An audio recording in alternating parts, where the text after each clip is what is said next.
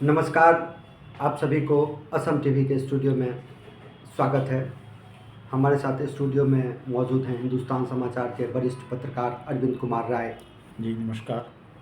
आज हम इस एपिसोड में चर्चा करेंगे पाकिस्तान में चल रहे चुनावी उथल पुथल के बीच वहाँ पे जिस तरह से हिंसा का माहौल है, उससे सारा का सारा लोकतंत्र खतरे में दिखता नज़र आ रहा है। कहने को तो वहाँ जमहूरियत यानी लोकतंत्र है, लेकिन लोकतंत्र जैसी स्थिति पाकिस्तान में कभी नहीं दिखी है। एक बार फिर वही सब दोहराने जा रहा है पाकिस्तान। अब जबकि 8 फरवरी को वहाँ चुनाव होने वाले हैं और चुनाव की सभी तैयारियां पूरी कर ली गई है, इधर उग्रवादी गतिविधियां भी तेज हो गई है। पाकिस्तान के बलूचिस्तान में बलूच गुटों द्वारा 51 सैनिकों को मार डालने और कई सैनिकों को बंधक बनाने संबंधी खबरें इसी बीच आ रही है। इसी मुद्दे पर आज हम चर्चा करेंगे अरविंद कुमार राय जी के साथ। नमस्कार अरविंद जी। जी शिवराज जी नमस्कार। आप पाकिस्तान में अभी फ़िलहाल जो कुछ चल रहा है, इस परिप्रेक्ष्य में आप क्या कहना चाह रहे हैं? आपको क्या दिख रहा है, किस तरह से स्थितियाँ जा रही हैं? शिवराज जी, एक बात, हमारा पड़ोसी देश पाकिस्तान है और वाजपेयी जी ने कहा था कि हम अपने पड़ोसी को कभी बदल नहीं सकते हैं। इसलिए न चाहते हुए भी पाकिस्तान के बारे में हम चर्चा करने के लिए आज बैठे हैं। और कहने के लिए पाकिस्तान आज़ादी के बाद से ही जो पहला शब्द दिया अपने देश को लेकर के कि इस्लामिक जमहूरिया, अब ये अपने आप में एक दोगलापन है, क्योंकि दो चीज़ एक साथ कहीं पर भी चल नहीं सकता है। तो वो पहले दिन से ये स्पष्ट हो गया कि न तो ये इस्लामिक राष्ट्र है और न ही ये लोकतांत्रिक राष्ट्र है। तो इसका मतलब ये है क्या? तो इसका मतलब है कि अगर ये दोनों नहीं है तो फिर यहाँ पे तानाशाही है। और तानाशाही किसकी है? सेना की है। सेना की है। तो 1947 में आज़ादी के बाद से लेकर आज तक सेना वहाँ पे तानाशाही करती रही है और उसको आगे बढ़ाने के लिए या उसका संरक्षण करने के लिए वहाँ पे जो मुल्लावाद है वहाँ पर वो उसको प्रोटेक्शन देता है। और सेना हमेशा मुल्लाओं को सामने रख करके लोकतंत्र को अपने पैरों तले कुचलती रहती है। कुछ ऐसा ही फिर इस बार भी हुआ है। जैसा कि आज एक पूर्व प्रधानमंत्री को और उनके विदेश मंत्री इमरान खान और उनके विदेश मंत्री को गिरफ्तार कर लिया गया। नहीं, गिरफ्तार तो थे ही, न्यायालय ने 10 वर्ष की उनको सज़ा सुना दी। और उन पर आरोप क्या लगाया गया है कि इन्होंने देश की जो सिक्रेसी थी इसको इन्होंने उजागर कर दिया। ये मामले पर उनके खिलाफ बहुत सारे मुकदमे चल रहे हैं और सारा मुकदमा सेना ने लगाया है। तो इस पर मैं एक बात इसी मुद्दे पे आपसे कहना चाह रहा हूँ कि पाकिस्तान में ऐसा देखा गया कि जब भी सरकारें बदलती हैं तो पहले वाले राष्ट्रपति को या प्रधानमंत्री के साथ बहुत गलत तरीके से पेश आते हैं, उनके ऊपर आरोप लगाते हैं, उन्हें देश निकाला दे देते हैं। जैसे कि नवाज शरीफ के साथ हुआ था।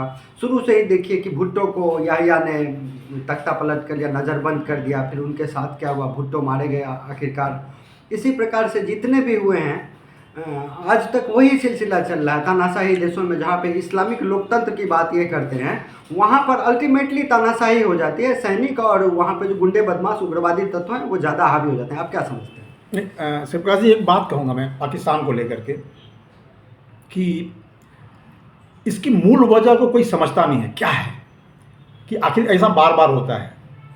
इसके पीछे अपनी सत्ता को बचाने की कोशिश है। और वो कौन किसकी सत्ता है? वो है सेना की।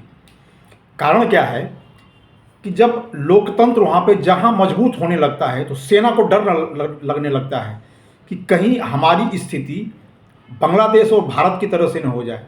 क्योंकि अगर लोकतंत्र मजबूत होगा तो कभी भी सेना जो है वो इतनी मजबूत नहीं होगी और उस सेना को सत्ता नहीं मिली। देखिए, पाकिस्तान में जितने भी बड़े जो सेना के वरिष्ठ जनरल हैं, रिटायर होने के बाद सब विदेश भागते हैं, क्योंकि जो सेना के नाम पर वहाँ पर 80% 85% जो फंड है वो सेना हड़प कर जाती है। पूरा देश गरीबी में जी रहा है, न शिक्षा है, न रोजगार है, न स्वास्थ्य है, न कोई लोगों के पास कोई अपना अधिकार है। तो ये कुल मिलाकर के क्या है कि जब भी देखिए, नवाज शरीफ भी 3 बार 4 बार प्रधानमंत्री बने और कभी भी अपना 5 साल का टेन्योर पूरा नहीं कर पाए। कारण जब नवाज शरीफ एक अस्थाई सरकार चलाने की कोशिश करते और वो सोचते कि अपने पड़ोसियों के साथ जिस तरह से वहाँ की सरकारें चल रही हैं उनसे बातचीत करके हम भी कुछ इस तरह की व्यवस्था अपने देश में करें कि हमारे यहाँ भी चीज़ों को सामान्य रूप से ठीक ठाक किया जाए। सेना जो है वो तुरंत उनके ऊपर धावा बोल करके कोई ना कोई उनके खिलाफ षड्यंत्र रचकर उनको बाहर कर देती, जेल में डाल देती। अब उनको वापस फिर अगर सत्ता में आना है तो फिर उस सेना की चाटुकारिता करनी पड़ेगी, उनके हाँ में हाँ मिलानी पड़ेगी। नवाज शरीफ को बाहर करने के लिए ही इमरान खान को सेना ले आई थी। इमरान खान तो पहले तो सेना की सारी बातें मानते रहे, जब उनकी मजबूरी हो गई। नहीं, जब इमरान खान ने अपना रंग दिखाना शुरू किया और लोकतंत्र को मजबूत करने की कोशिश करना शुरू किया तो सेना ने उनको भी ठिकाने लगा दिया और अब फिर से जो है वो नवाज शरीफ को ले आना चाहते हैं। एक चीज़ लेकिन अभी पाकिस्तान में जो परिवर्तन दिख रहा है इतने सालों में, एक परिवर्तन दिख रहा है भारत में नरेंद्र मोदी की सरकार बनने के बाद से। अब एक परिवर्तन यह दिख रहा है कि पहले जब भी चुनाव आते थे, आम चुनाव, वो भारत पे कुछ बम बारूद गिरा देते थे, उधर से गोला बारूद बरसा देते थे, बस वो मुद्दा उनका बन जाता था।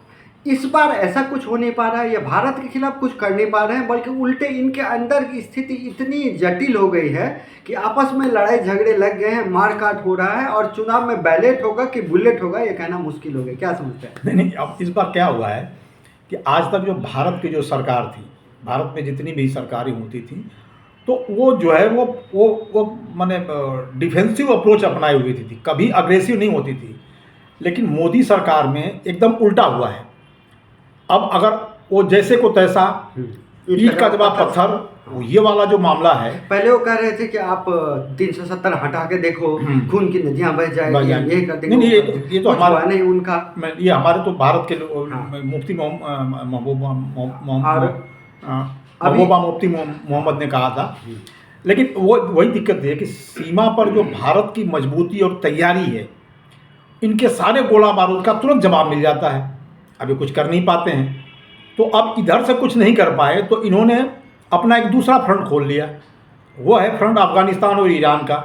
लेकिन उधर से भी इनको इतनी मजबूत चुनौती मिल रही है, ये कुछ कर नहीं पा रहे हैं। जैसा कि आपने इंट्रो में कहा कि BLA ने, बलूच लिबरेशन आर्मी ने आज इन पर हमला किया। बलूच काफ़ी समय से माच शहर पर उन्होंने कब्जा कर लिया, उनका दावा है। हाँ, और भी सरहदी इलाका, शहर के चारों तरफ उन्होंने बारूदी सुरंगें बिछा रखी है जिसमें सैनिक आ नहीं सकते हैं। हाँ। अपने लोगों से उन्होंने कहा कि आप बाहर मत निकलो, आप सावधान रहो। कुल मिलाकर ऐसा लग रहा है कि चुनाव में बलूचिस्तान में पाकिस्तान का जो कराची है वो जा ही नहीं पाएगा। क्या ऐसा नहीं लग रहा है आपको? नहीं, इनका दावा है। बलूच लिबरेशन आर्मी ने तो बाकायदा एक्स पर एक अपना वीडियो पोस्ट करके उन्होंने बताया कि हमने इनके सैनिकों को, पाकिस्तानी सैनिकों को बंधक बना लिया है। और जैसा दावा वो कर रहे हैं कि हम 55 लोगों को मारा है, मार्च में 45 और बाकी दूसरे जगह पे 10, बोलन में 10 को हमने मारा है। तो अब कितना इसमें सही है और कितना गलत है ये तो हम यहाँ पर बैठे कह नहीं सकते, क्योंकि औपचारिक रूप से कोई बयान नहीं आया है। और पाकिस्तान सरकार ने जो दावा किया है, कहा कि ऐसा कुछ नहीं है। लेकिन एक बात तो है कि उन्होंने इस बात को तो माना है कि कुछ ना कुछ गड़बड़ हुआ है। वहाँ से पहाड़ी इलाकों से बलूच ने इनके ऊपर रॉकेट फायर किया है और इनकी हालत ख़राब है। अब देखिए, महानंग बलोच इस्लामाबाद में आकर के धरने में बैठी रही, उसकी एक बात नहीं सुनी, उसको बुरी तरह से मारा पीट, उसके साथ उसको प्रताड़ित किया गया, उसके लोगों को पिटाई भी किया। 7 दिन 8 दिन 10 दिन जेल में बंद करके रखा रहा। इस सर्दी में बैठी रही वहाँ पर अपनी महिलाओं को लेकर के, बच्चों को लेकर के, कि केवल मुझे ये बता दो कि जो हमारे लोगों को तुमने अगवा किया वो कहाँ है, वो मर गए या जिंदा है, बता तो दो। वो कानून के हक के हिसाब से, कानून के तहत वो अपनी डिमांड कर रही है। लेकिन न तानाशाही तो इन्होंने नहीं, न तो कोर्ट सुनने वाला है, न तो कोई लोकतंत्र समर्थक। यहाँ तक कि वहाँ के जो कार्यवाहक प्रधानमंत्री हैं अनवारुल हक काकर, वो अपने ही लोगों को कहते हैं कि ये सारे लोग उग्रवादी हैं, रॉ के इशारे पर काम कर रहे हैं, हम एक को नहीं छोड़ेंगे। अभी उल्टा पड़ रहा है उनको ये अरे भाई, आप भी वहीं से आए हो और क्या उल्टा बात कर रहे हो? रॉ को अब वहाँ पे पाकिस्तान में करने की कुछ ज़रूरत नहीं है, क्योंकि आपका पीओके जल रहा है, आपका बलूचिस्तान जल रहा है, आपका खैबर पख्तूनख्वा जल रहा है, बाल्टिस्तान जल रहा है, तो सिंध जल रहा है।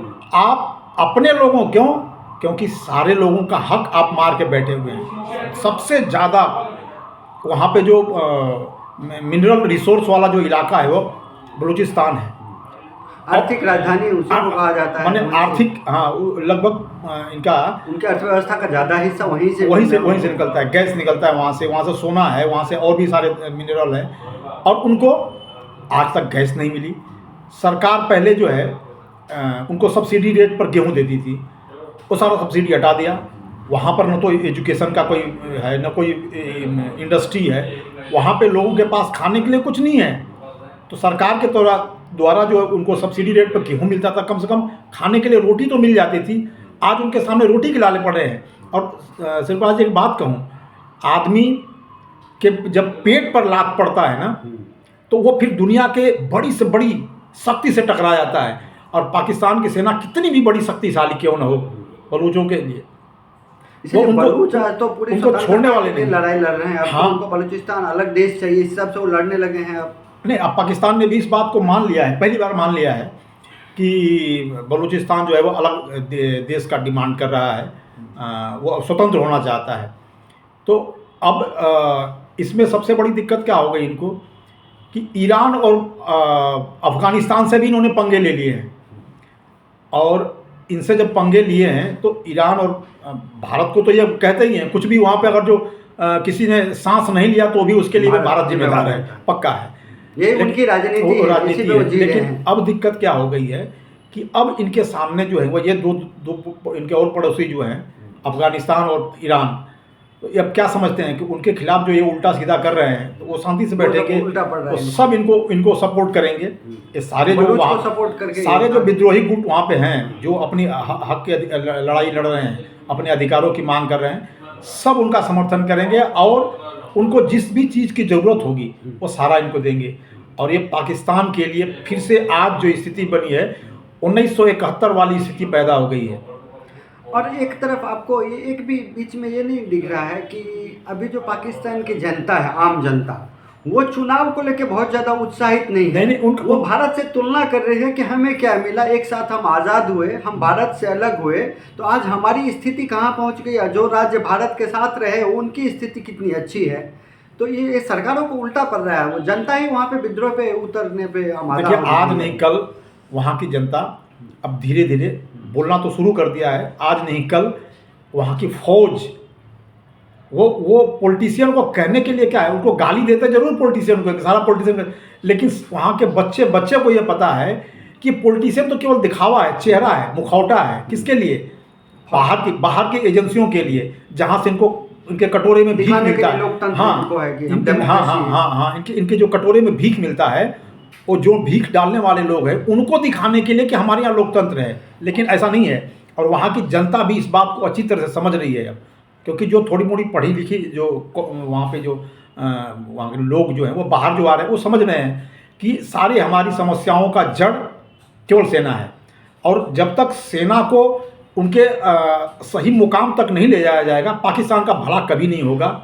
और जिस इस्लामिक डेमोक्रेसी की ये बात कहते हैं, जमहूरियत, असल में देखिए तो वहाँ पे जो वहाँ के जो मुसलमान हैं उनको तो कोई आज़ादी ही नहीं है। भारत में जो मुसलमान हैं, सही मामले में देखिए तो डेमोक्रेसी उनकी है, उनकी जमहूरियत में उनको अपने अनुसार सब कुछ करने का हक है। वहाँ हर शुक्रवार को जुमे के नमाज के बाद बम ब्लास्ट होता है, हमले होते हैं। यहाँ पे कुछ नहीं हो रहा है। इस मस्जिद में वो अपना पढ़ रहे हैं, उसमें वो पढ़ रहे हैं, सबके सब अपने हिसाब से कर रहे हैं, किसी को कोई डिस्टर्ब नहीं। मुसलमान भी जो पाकिस्तान जाते आते हैं, वहाँ के जो देखते हैं, उन्हें तो लगता है कि भारत के मुसलमान ज़्यादा खुश हैं पाकिस्तान की तुलना में। ये बात जो है बड़ा मज़ेदार है।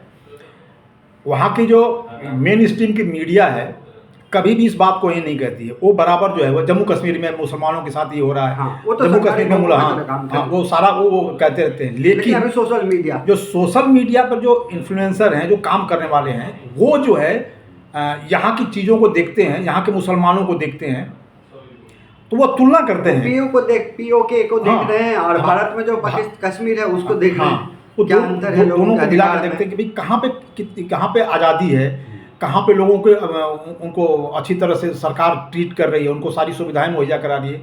तो वो सारा तुलना कर रहे हैं और अपने ही लोगों से बताते हैं कि भाई कहाँ पे पाकिस्तान के मुसलमान खुश हैं कि भारत के। कहने के लिए कि भारत में वो एक अपना एजेंडा चलाते हैं कि हिंदू, वहाँ पे हिंदुइज्म है, लेकिन तो कुछ नहीं। लेकिन वहाँ के ही लोग अपनी सरकार और अपनी मेन स्ट्रीम मीडिया को या बड़े आराम से उनको उत्तर दे रहे हैं कि नहीं, आज भारत जहाँ पे खड़ा है वहाँ पे पाकिस्तान को आने में 100 साल से ऊपर का समय लगेगा। पाकिस्तान पूरी तरह से कोलैप्स हो गया है और आज नहीं कल उसमें से कई टुकड़े होंगे, यह साफ इस समय दिखाई दे रहा है। स्थिति एक ऐसी दिख रही है कि यदि पाकिस्तान में रेफरेंडम कराया जाए, जनमत सर्वेक्षण, तो वहाँ के ज़्यादातर मुसलमान यही कहेंगे कि हम भारत के साथ रहेंगे आज की तारीख में, ना कि पाकिस्तान में रहेंगे। क्योंकि जहाँ पे आटा मिलना मुश्किल है, जहाँ पे तेल मिलना मुश्किल है, चावल मिलना मुश्किल है, वहाँ पे कितना ढोल बजाएंगे पाक पाक पाक। पाक तो बहुत हो गया, अब तो नापाक इरादे आपके सामने आ रहे हैं पाक के नाम पे। प्रकाश जी, अब ये रेफरेंडम की कोई ज़रूरत नहीं है, कोई ज़रूरत नहीं है। अब बलूचिस्तान में देखिए, महरंग बलोच जब वहाँ से इस्लामाबाद से लौट के गई है तो वहाँ पर लोगों को जाकर उसने अपना दर्द बताया है, अपनी सारी समस्याएं बताई हैं, और इतना सारा जनसंख्या, इतने सारे लोग सड़कों पे निकल के आ गए हैं और पाकिस्तान के खिलाफ नारेबाजी कर रहे हैं। उन्होंने 15 डिमांड रखी है सरकार के सामने और सेना के भी अब होश जो है भागता है कि आखिर इससे हम कैसे निपटें। तो कुल मिलाकर के आज की स्थिति जो है वो पाकिस्तान की ये 1971 वाली पैदा हो गई है। हाँ, अब ये कितना समय तक सरवाइव करेंगे ये अलग बात है। यदि सिंध इनसे कट जाता है आज तो स्वाभाविक है, ये गिलगिट बाल्टिस्तान ये सब कट गया तो इनका चाइना कनेक्शन भी कट जाएगा। नहीं, वो पाकिस्तान कुल मिलाकर के है कौन सा? अपने आप को पाकिस्तान किसको बोलते हैं? वो इस्लामाबाद नहीं सर, वो केवल जो पंजाब है ना, पंजाब उनका प्रांत है, कराची को लेकर वो सारे पंजाबी ही पाकिस्तान है। बाकी और कोई नहीं है। बलूचिस्तान जो है अपने आप को बलूची कहते हैं, वो पाकिस्तानी नहीं है। सिंधी जो है अपने आप को सिंधी कहते हैं। इसके गिलगिट बल्टिस्तान वाले वो अपने को गिलगिटी बोलते हैं। तो इस तरह से वो जितने भी इलाके के लोग हैं वो कोई भी अपने आप को पाकिस्तानी नहीं कहता है, किसी भी कीमत पर पाकिस्तानी नहीं कहता है। वो ज़बरदस्त। अच्छा, मज़ेदार बात वहाँ पे एक और है, इन्होंने अपनी भाषा, राष्ट्रीय भाषा क्या बनाया है? उर्दू। पंजाब और पाकिस्तान जो है वो पंजाबी है। हाँ। पाकिस्तान का मतलब पंजाब। हाँ। और पंजाब जो है वो पंजाबी बोलता है। हाँ। तो उर्दू वहाँ से गायब। सिंध में उर्दू बोलते नहीं है, सिंधी बोलते हैं। हाँ। बलोच में बलोच जो है बलोची बोलते हैं। हाँ। इस तरह से वहाँ पे जितने भी अलग अलग इलाके हैं सब अपनी अपनी भाषा और अपनी अपनी चीज़ों पर वो गर्व करते हैं। असल में कहिए तो उर्दू का जन्म भी तो भारत में हुआ था और ज़्यादा लोग भारत में ही उर्दू बोलते हैं पाकिस्तान की तुलना में। पाकिस्तान में उर्दू बोलने वाले हैं नहीं। हाँ। उर्दू पढ़ने वाले भी आज के तारीख में लगता नहीं है कि अब वो जबरदस्ती थोप के आने की कोशिश कर रहे हैं, लेकिन इसका उल्टा असर हो रहा है। जैसे कि 1971 में जबरदस्ती बांग्लादेश में ये उर्दू थोपने की कोशिश इन्होंने किया, इन्हें छोड़ना पड़ा, और लास्ट में जो है वो सारे बंगाली जो हैं उर्दू का विरोध किया और अपनी भाषा पर। सही बात है कि मातृभाषा पर सबको गर्व होना चाहिए और होता है और होना चाहिए। कोई ज़बरदस्ती किसी को उसकी मातृभाषा से उसको अलग नहीं कर सकता। और पाकिस्तान कितना भी कोशिश कर ले, पाकिस्तान के बलूच हों, सिंधी हों, खैबर पख्तूनख्वा हों, ये जितने भी हैं जो अपनी मातृभाषा जो बोलते हैं वो अपनी भाषा को लेकर के उनको गर्व है और होना चाहिए।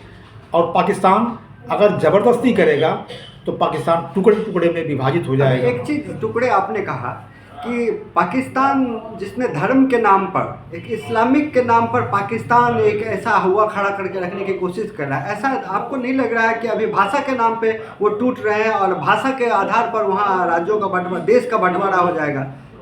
इस तरह से कुछ पाकिस्तान जो है ना कई चीज़ों में बट रहा है। भाषा, धर्म, क्षेत्रीयता तो ही है, भाषा ही है, साथ में एक चीज़ और है वहाँ पर धर्म में भी उसी और आसुदी नहीं, की उसमें लड़ाई है जबरदस्त- सिया सुन्नी, बरेलवी, हाँ, देवबंदी, हाँ, उसके बाद सूफी सूफी, भी हैं। ऐसे करके वो इतने फिरकों में वहाँ पे बटा हुआ है। कहने के लिए मुसलमान, इस्लाम, लेकिन उसमें इतने फिरके बने हुए हैं कि वो कभी भी पाकिस्तान को एकजुट नहीं होने देंगे। और सबसे पाकिस्तान को एकजुट नहीं होने देने के पीछे सबसे बड़ा जो कारण है वो है मुल्लावाद, मुल्लाइज़म। ये जो है कभी पाकिस्तान को स्थिर नहीं होने देगा और न पाकिस्तान को एकजुट होने देगा। अल्टीमेट हम सोचते हैं कि इसी पे अब चर्चा को ख़त्म करते हैं कि अल्टीमेट जो आपने कहा मुल्लावाद, अभी इस मुल्लावाद से पाकिस्तान को निकलना होगा। यदि पाकिस्तान को पाकिस्तान बने रहना है और चुनाव में उसे कुछ लोकतांत्रिक तरीके से कुछ करना है तो उन्हें मुल्लावाद से निकलना होगा और सैनिकों के चंगुल से बाहर आ जाना होगा। यही कहने का मतलब हाँ, ये कुल मिला करके कि सेना को अपनी जिम्मेदारी का एहसास होके अपने स्थान पे रहना चाहिए और मुल्लाओं को उतने तक ही उनको वहाँ पे अधिकार होना चाहिए कि वो अपनी मस्जिद में रहें। मस्जिद से बाहर निकल करके लोगों के जीवन के अंदर घुल करके अगर वो कुछ करेंगे तो पाकिस्तान खंड खंड बिखर जाएगा। ठीक है, इसी पे अरविंद जी आज चर्चा को समाप्त करते हैं और आशा है कि कल फिर हम लोग एक नई चर्चा लेकर आएंगे। तब तक के लिए आप सभी को नमस्कार। जी, नमस्कार। और आप सभी हमारे चैनल को लाइक, कमेंट और सब्सक्राइब करें ताकि हमारा मनोबल बढ़ता रहे।